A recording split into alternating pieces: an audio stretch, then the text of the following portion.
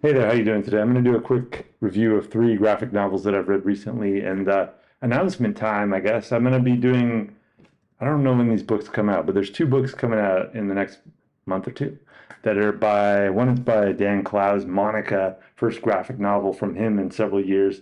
I'm thinking I'm going to do a live stream on that. And so maybe some of you reading the book will join me for that. I'm thinking of doing that. And then the other one I'm also probably going to do a live stream for is this book, The Mysteries by Bill Watterson, not co-creator, creator of Calvin and Hobbes. I think though this book that he has coming out, it's about 72 pages, is a collaboration with another artist, and he's kind of writing it, and then I don't know, we'll see. But it looks kind of neat, and I'm curious to check it out. So I think I'll do a live stream on that too. I think they may maybe come out in October. Anyways, that's my announcement. So this video, I'm just going to do a quick review of three graphic novels that I read recently. One is a new book, this book, Werewolf, Jones and Son, Summer Fun Annual, a collection of short stories, vignettes by Simon Hanselmann, featuring a lot of the characters that he's worked with before, and of course, Werewolf Jones and his two wily sons. If you've never read these books, these characters, this probably isn't the best place to start, but you can. My only kind of, I mean, I've read all of them, so I like them, obviously. I like the art, it's in color. And the only thing I would say, though, about this specific volume that is different from the other ones is that this one has another artist writer, I think his name is Josh Pettinger, that is also contributing stories to kind of flesh it out and give it a bigger feel.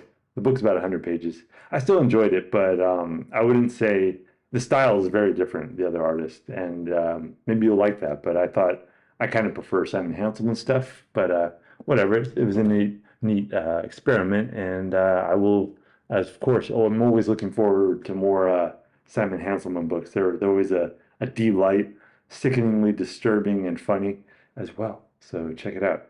Next book that I read is a little older. It's called ANAIS Nin in a Sea of Lies. I think I read a Spanish, yeah, I read a Spanish edition of it, but I think it was maybe originally in French. I don't know, but it is available in English if that's your tongue of choice.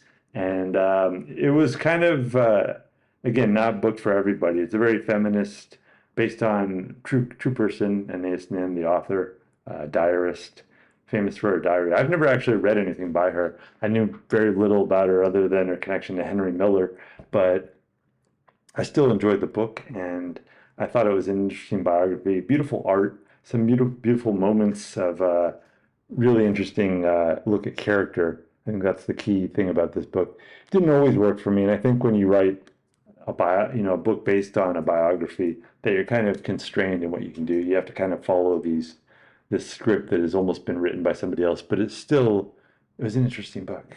Finally, last graphic novel that I'm going to talk about today in this however many, probably 2 minute review, is a graphic novel that I just stumbled on, Ed Brubaker and Jason Lutes. It's called The Fall. It's kind of I've read other Brubaker books, and actually some of his books in the 90s called, he did these stories called Low Life that were pretty good, kind of about these slacker characters in their 20s working minimum wage jobs and just kind of surviving in, I don't know, Seattle, I think.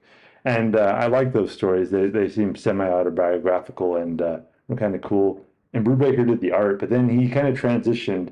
That was kind of his kind of career path, was to move more toward mainstream stuff, writing superhero work and noir, a lot of noir books, crime fiction, stuff like that. And I've read some of those. They're pretty good, but this is pretty early on, and it's okay. It was an interesting story, but nothing. I don't know. I wasn't always on board with some of the dynamics of the characters, and it is felt kind of like they were thrown in. I won't give away what happens, but it is a bit of a mystery and a thriller, a drama, and so on. But the art was so-so, Jason Lutz. And I don't know, I don't feel after reading Brubaker usually that I need to read more of him, though. I feel like I just every now and then I'll stumble across one of his books. But if you like crime fiction, I think, especially in comics, he's one of the biggest names, along with, I don't know, Frank Miller or I can't even think of many other crime fiction authors.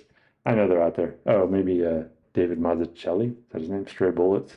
But yeah, I think he definitely has improved in his writing since his time, but he's trying some things out here that kind of work, kind of don't. I don't feel like I'm really recommending it hardcore, but maybe if you like crime fiction, check it out. His comics, there's tons and tons of them out there. So yeah, that's all I have to say right now. And subscribe if you want more comics reviews. And I will do some lives again, I promise, at some point soon. Bye.